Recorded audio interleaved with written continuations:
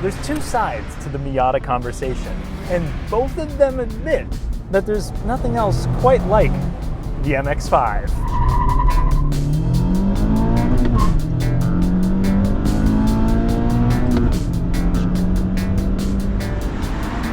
The general discussion surrounding the car is usually that it's one of the best, if not the pinnacle of driver's cars. However, that statement is almost always followed up with that you'll need another car because this one is not good as a daily driver. That's a more than valid standpoint, and one that I used to hold. But telling people that in 2024 is like advising people to buy refrigerated dog food. Sure, it's the best route, but for many, the cost might leave the rest of their household to eating Purina. So today, I want to talk about the newly revised MX-5, along with if you should daily drive one. So what's new for 2024? Well, Mazda said they revised the steering. They've reduced the friction and tweaked the software with the goal that the steering would feel smoother and that it would be more defined on center. The result is subtle at best. For those wishing that the new Mazda would have the feedback of a non-power assisted 90s car, you'll be disappointed. They've also added DSC Track, which is a new late intervening stability control mode to assist you when finding the limits of the car and yourself. The other thing that they've tweaked is the design of the differential. So if you skip the base and get a manual transmission, you'll have a limited slip differential. This will have a new asymmetrical design, which is supposed to lock up more sharply while engine braking to improve stability upon corner entry, and it's also supposed to reduce lockup while accelerating, supposedly to reduce understeer, with the goal to make the car ever so slightly more balanced. We'll talk about whether that was a success or not soon, but they've also made some subtle changes to the interior. They've updated this to their new user interface. You'll have wireless CarPlay with this setup and touchscreen functionality, like the previous car, which is nice because the control dial is in a more awkward space than it is in other Mazdas, requiring some T-Rex wrist flexibility to use. Mazda's also added some soft touch padding here in the center, and a gauge cluster that they say is easier to read at a glance. Under the hood, you'll find a simple 2-liter naturally aspirated inline-4. While it might not sound like anything special, the power delivery delivers on character, and 181 horsepower will carry you to 60 in about 6 seconds if you shift twice.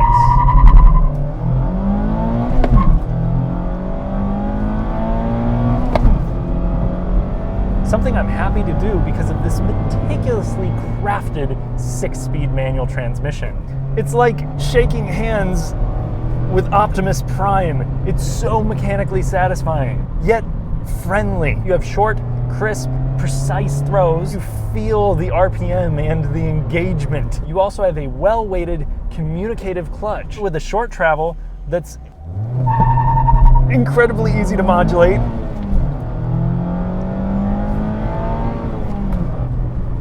Heel-toe downshifts are beautifully easy, and because of the close ratios, you can have a ton of amusement while just barely touching 60 miles per hour. Throttle response is fairly sharp, and even without the Brembo package, the brakes are confident. You can get this car with a 6-speed automatic if you absolutely must, and while that will hurt the personality of this thing, bring it to a back road and all is well once again. There's no sport mode when you're in 24/7 go-kart mode.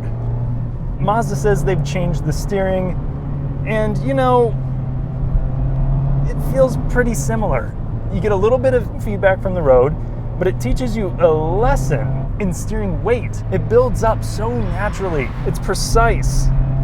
Not overly quick, but I know exactly where the car is going, and if I don't like where it's going, I let off the throttle, and the chassis immediately brings me in. And any little mistakes you make are typically a small slap on the wrist. It's easy to regain your trajectory. The drop top might complete the experience, but something else that's hard to recreate here is how easy it is to change direction mid-corner.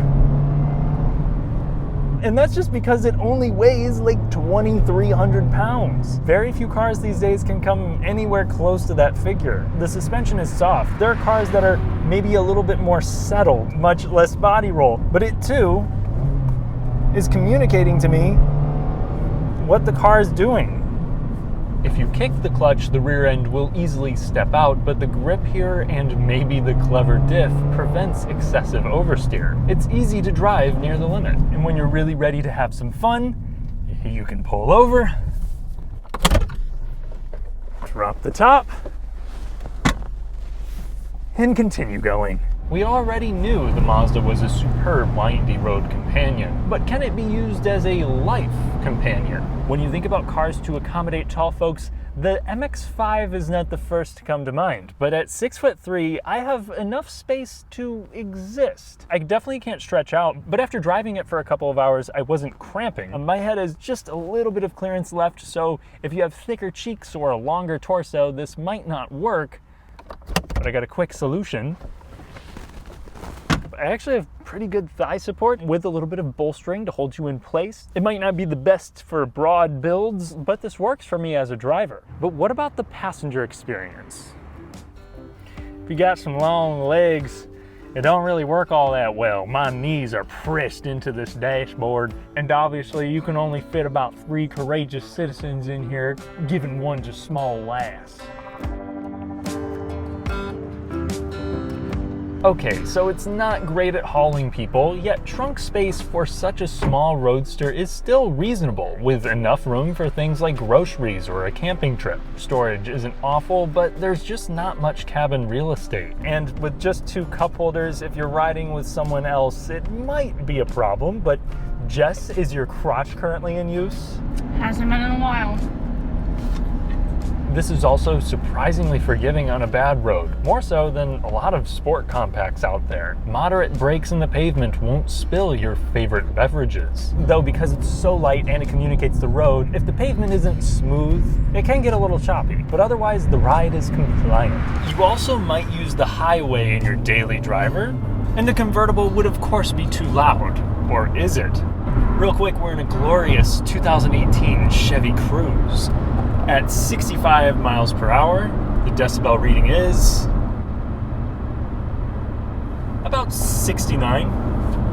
And here in the Miata, on the same stretch of road, we're at 77 decibels. And the hardtop model doesn't really improve that. However, this is a great car if you don't want to have a conversation. No, you can't just send feed pics to my mom and not expect to have a conversation about it. First of all, she's way out of your league. Second of all, nobody wants to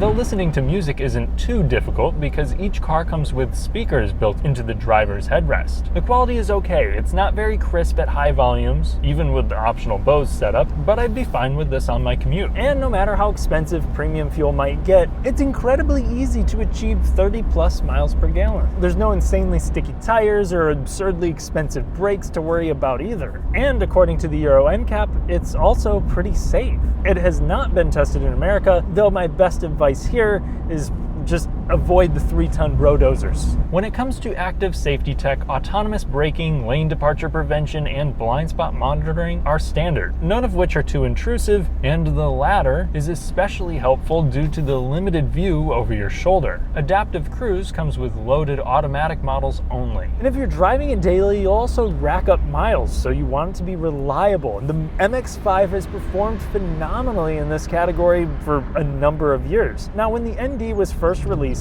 there were some transmission failures, especially among those with modified versions, but ever since around the ND2, reports of that have dropped off. A pretty consistent complaint has been paint chipping, the infotainment bugs, and some of the leather-wrapped parts of the interior wearing too quickly. Some other folks had AC problems, but honestly, common issues are pretty slim with these. Protect your paint, have a fuel induction cleaning service worked into your maintenance to prevent direct injection related carbon buildup, and this simple machine should treat you right.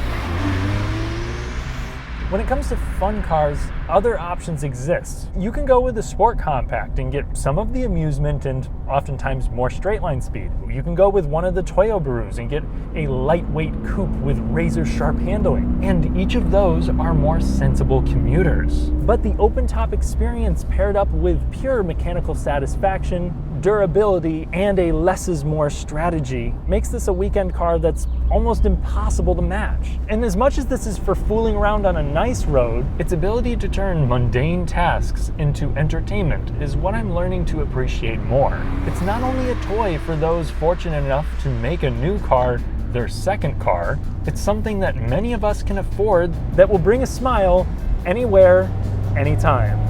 It does make sacrifices, a few of which may make it too inconvenient for a lot of enthusiasts, but for your own sake, don't write it off too quick. Thanks for watching.